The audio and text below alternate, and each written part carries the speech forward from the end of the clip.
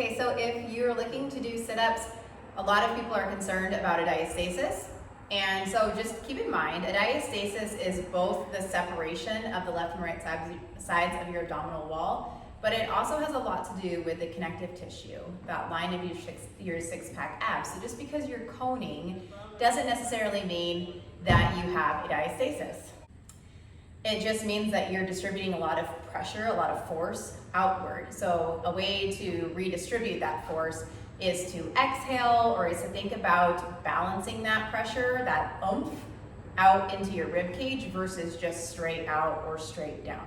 So Heather is going to demonstrate a couple variations of doing a sit-up, starting with, scoot this way a little bit, okay? Starting with just a crunch. And so she's gonna sit up, and I'm noticing that she's not bulging out into my hand. She's just doing a sit-up, and it's really controlled range of motion. It doesn't have to be all the way up. She can still get a good contraction here and not feel symptomatic, right? And now if she wants to come up a little bit more, All the way. just like you a little bit, like maybe like a there and then down. And that's building up her capacity a little bit.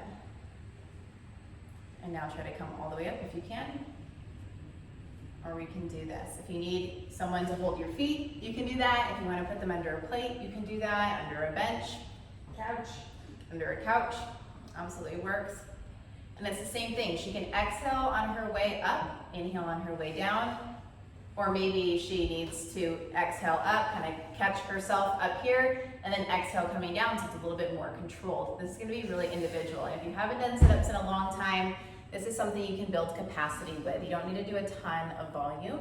You can just, you don't need to do as many as others do right now. Another way to make sit-ups actually easier is adding a weight in front of your body. So that can be a light kettlebell, it can be a plate, or in our case, this is a 10-pound dumbbell. And she's using that as momentum to help her sit up. And that way it's a lot more controlled. So don't worry about the load. We're using this as a tool. Yeah, this actually feels easier than that halfway up. Right. And we can build to that.